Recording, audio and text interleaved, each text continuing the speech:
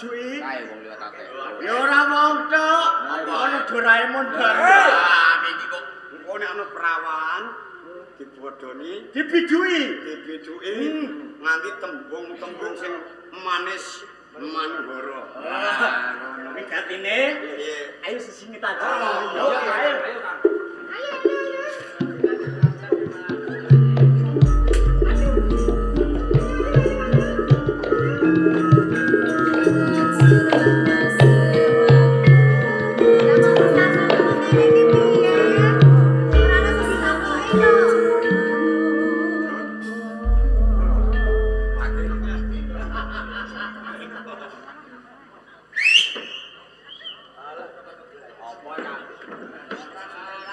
Bener omonganmu di. Aku ngomong kuwi ora gendon.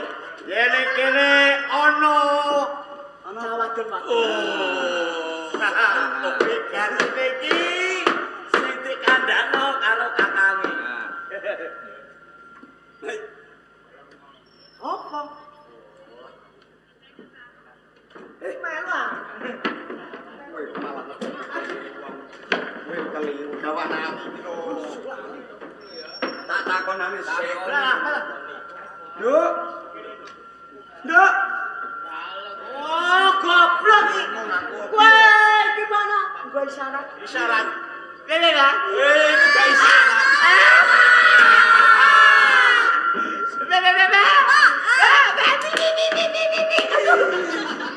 Iki lho, rajane wedokan yo. Ayo. Iki rajane. Dibodoni lho ya.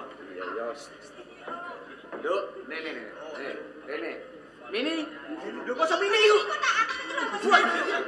Kenalan sik. Rene. Sik kok ninani niki sapa? Ini perak. Ini tawa. Kowe kok tekono ning dalan kene iki karepmu arep dol apa? Ape golek gawean, Kang? Gawean. Semene iki golek gawean kabeh. Iwas kebeneran iki, Kang. Sik. Gawean tenan iki. Golek gawean tenan. Ning ono syarate. Iya. Syarate kudu perawan lho, Nduk. Lho. Perawan apa ora? Iya. Lho, kok iya nganggo. Iya. Piye iki? Ini Kirene golek gawean tenan. Ya. Syarate king perawan. Ya. Iya. Perawan tenan apa ora? Perawan tenan. Liyane apa? Mbah gulu. Sambil juliti. Karepe. Lu ati liki tenan iki. Ayo, wis gatene ayo. Boleh kerjaan, enak. Ayo.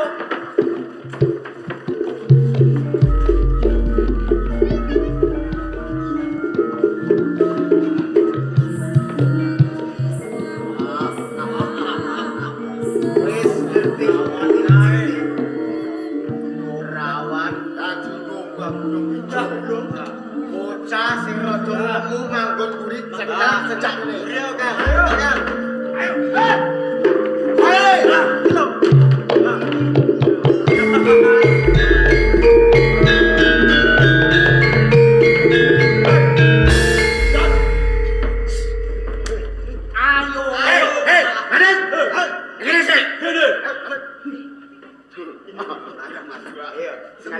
Wes baju sih. Apa? Gak apa-apa. Ora apa-apa kan. Wes sing nyelong perawan-perawan ning Prambanan. Iya, bener lah. Yo, pancen bener. Aku sing nyolong-nyolong perawan-perawan ning Prambanan. Ngono. Kowe nyolong-nyolong perawan ning Prambanan, iki dino tak jaluk. Kene wae, yen waton bisa. Sopo? Nglantai bangkeku. Kaya ngono. Iya, tabrak.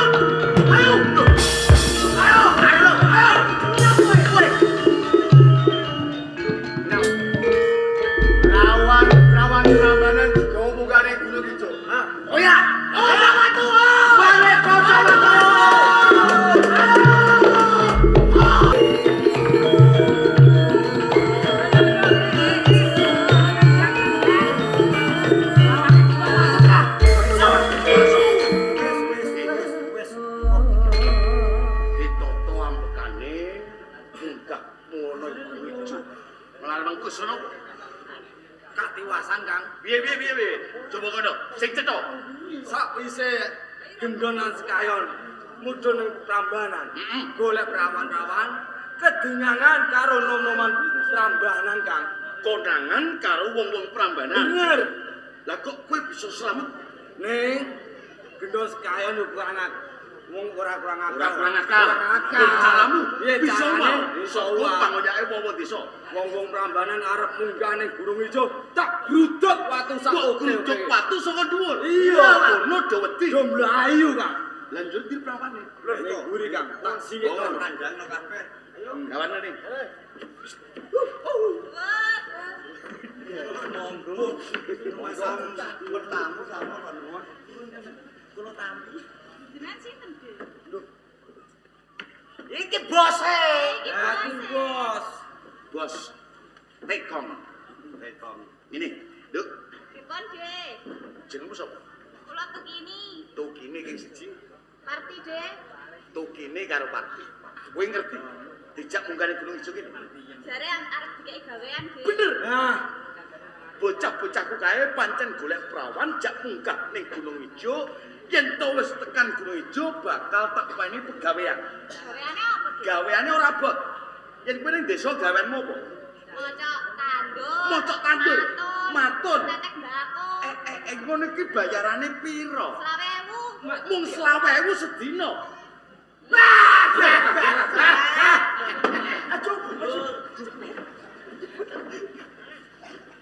Kowe aja mbut gawe abot kowe set perawan kulitmu kuning aja.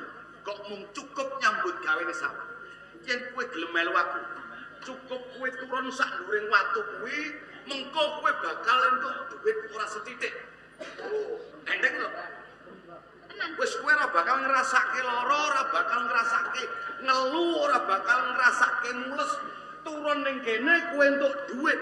Yo wis nang ora ayo ini tak oleh duit. Dan siap? Nggih. Iki tadi. Bisa nu kali? Tasih. Sewakan. Gawan ini. Gini. Duk, gini. Orang sabeti. Biasa. Aku ora bakal nyilakak uripmu, ning malah bakal ginahke uripmu. Yen kowe gelem manut karo aku, kowe turun ning kene mengko bakal entuk duit. Ala itu tenan ta? Yo tenang. Nah, ini. Kandhani. Kandhani pripun? Lho kandhani kon turun ning kene engko entuk duit. Lho. Kandhani lho. Lha sayang. Apa mau? Kowe butuh gawean tenan. Ya butuh gawean lah. Ah, cocok. Kowe turu ning kene, engko entuk dhuwit akeh. Gelem? Akeh sepiro iki? Lho. Kayak ngene. Tanganem lho, tanganem. Hal. Aku ngandani yen ora cedak ora penak. Lho, ngono. Ayo sayang. Turun ning kene. Wong turun. Engko bantu duit. Ayo.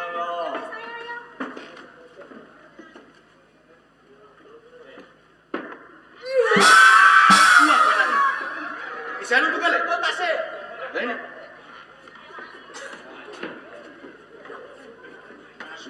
Sumining, Sukiyep. Iya toh? Ini bakal entuk duit nek kowe gelem manut aku turun ning ndur watu kuwi. Ande. Tenang. Iya. Timbang mbet gawe abot enak turun ning ndur watu untuk duit berat.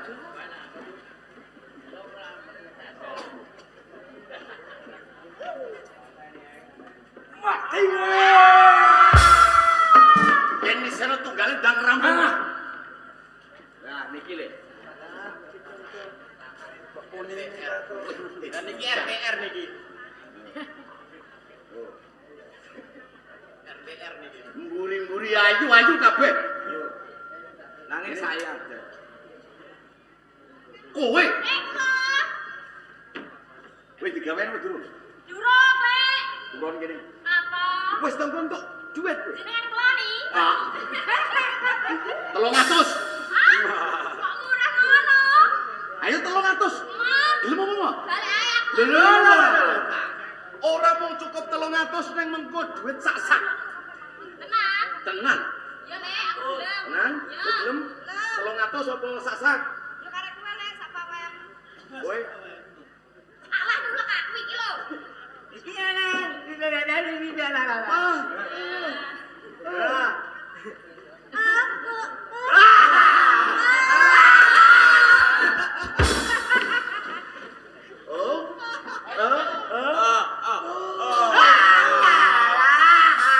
ngene iki nek entuk dhuwit engko tuku ali-ali. Goblok kowe.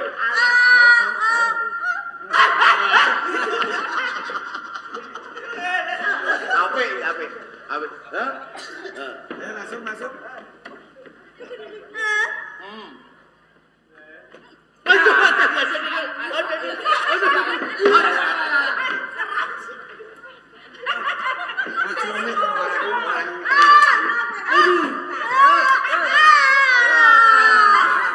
Loh, masa mas ngono kabeh ora.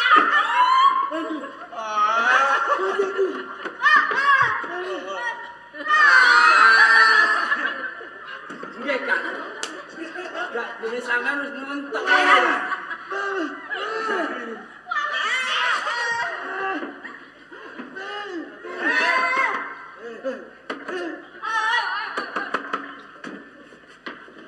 Repot kan kok disumpah.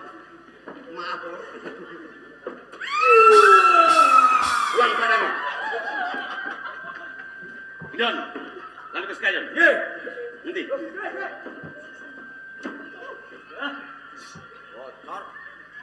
Bung Semene. Nggih. Ora kita mesti. Neng tak kira wis cukup kanggo atus jamas mengkutu ae bakal tak umbi. Ayo jelas. Oh, ngono ya, ya Kakak. Wah. Dinteni ning jogo ae. Ya lah, Mesti entuk ngene. cair. Cair. Wis cair meneh es batu. Es. Mesti akeh caire. Cair kalah. Coba sek sawang. Sadurunge aku ngombe lan adus getih. Ono bedane kok. Katon sumunar Kak. Katon sumunar, katon bergas. Otot bebayuku pulih kaya diingun. Saya tambah kekuatan. Aku sih kurang percaya. Apa sing dadi dawuhing Bapak Sumaragra sepuh. Aku menika coba. Yen pancen aku rampung adus jamasan ngombe getih prawan. Yen pancen aku mengko kok jabat isih tegas.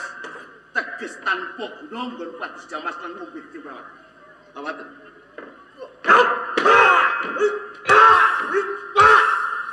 Ayo. Loro nyeruk.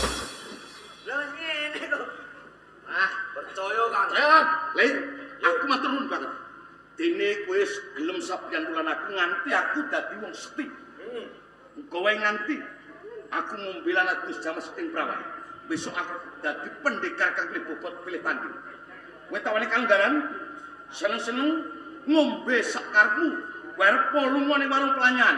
Yen ora ndek dhuwit mengko bondo dodo sing tak simpen kae kena kok nggo dolanan. Yo, bener kan?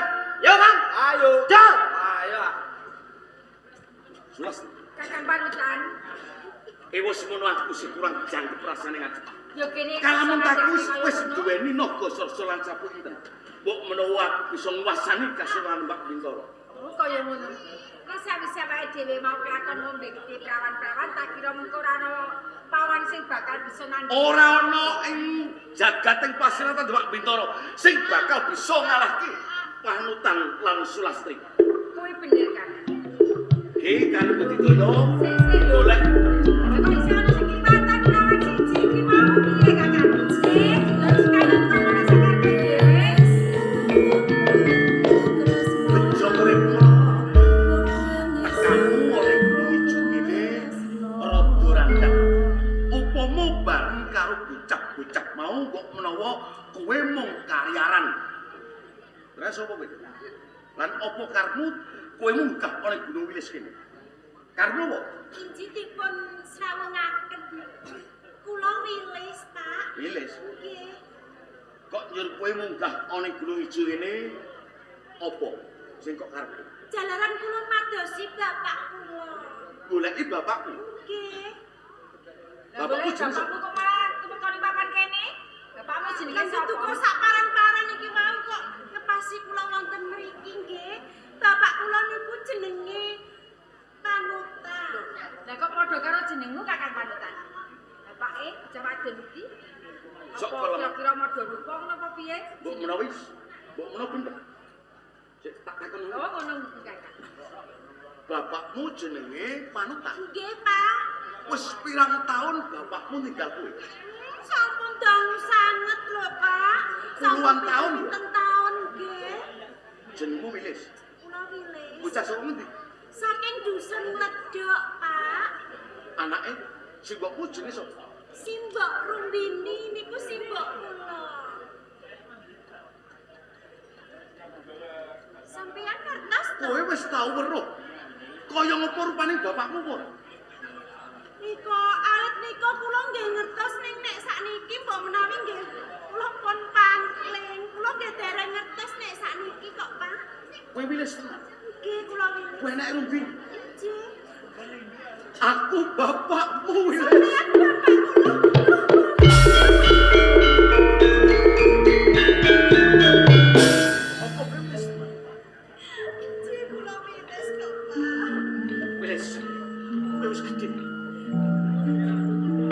Aku seneng Wilis. Aku seneng bisa ketemu karo kowe.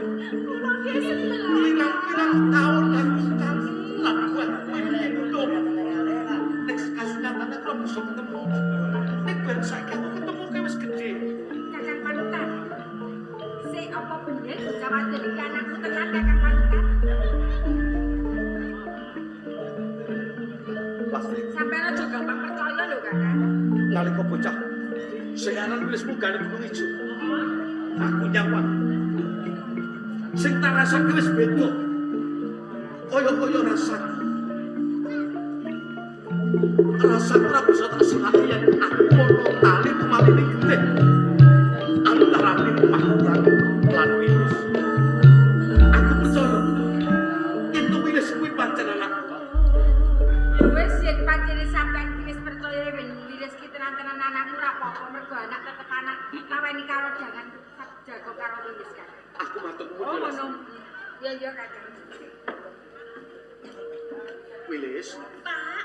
ya bapak njaluk pangapura ya lho. Dene wiwit kuwi ana pangembaraning wong tuamu wadon. Bapak tanpa menehi sik tresna lawan kowe apa meneh sandang lan mangan. Mergo akeh tanggung jawabe bapak. Nanti bapak lunga saka omah. Mung bapak kepengin ing besuke kowe lan wong tuamu uripe bisa kangkat. Uripe ora mung tansah serakat. Aku matur nuwun banget. Dene anakku Wilis wis gelem larah lawan aku. Ana apa to nok nganti kowe munggah ning gunung Nggih, ijo? Pak nggih. Sampeyan niku mbok ampun nglepatke sampeyan piyambak. Nyatane pancen ngono. Sedaya sampun klajeng kok, Pak. Namung kemawon yen kula madosi kalih sampeyan niku rak kula mesake kalih simbok ta, Pak. Ya kene simbokmu Wilis. Simbok lara nemen kok, Pak. Simbokmu lho. Jur Kanane simbok kaya ngono. Kula boten kiyat nyawang simbok kok, Pak. aja nangis. Yen kowe nangis, bapak kroto-kroto. Samangke kula pun tepatke kalih Bapak. Kula nyuwun sampeyan bali nggih, Pak. Saake simbok. Aku seneng kowe munggah ning gunung ijo lan aku. Sing ora tak senengi tembungmu mung siji aku kudu mulih. Bapak kudu mulih. Iki sing bapak ora seneng. Yen sampeyan iki kudu mesake karo simbok to, Pak. Engko nek simbok wis ora ono jelas karo sapa. Jur kancaku sapa to, Pak? Wilis. Kowe enak. Kowe titisku. wis sepalane daging kulit. Ya, ora kita ngabot, aku kudu ninggalke kulit ijo. Ning aku bakal nuruti apa sing dadi penjaluk kulit. Aku bakal mulih. Mergo saka gedene tresnane wong tuwa lawan anak. Aku bakal mulih. Iya, Pak. Tapi ngaten menapa sareng kalih kula kemawon nggih, Pak. Aku ora bisa bareng aku. Kowe mulih luwih dhisik. Mengko ganti tapak bapak sing bakal susul mung wae. Upama mengkono sak tengah gedalan, kowe dijarak lan diganggu lawan bocah lanang sing kurang ajar karo kowe. Kowe kondo yen to kowe anak manutan. Kowe bakal slamet tekan omah. Ngaten nggih, Pak Ji. Nek ngaten sampeyan ngampun blenjani janji. Sampeyan janji kalih kula, sampeyan bakal bali nggih, Pak. Aku janji lawan anakku, aku tetep mulih. Kula nyuwun pamit nggih, Pak. Sampun nggih, Pak.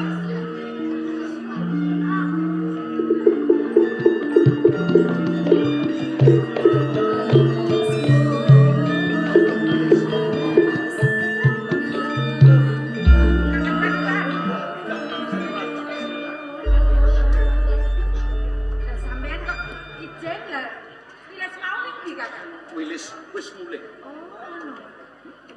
Mung wae, Lasri. Wilis munggah ana Gunung Ijo kuwi meneh kabar lan aku. Yen to rumbini bojoku sing biyen sing tak tinggal iki lho.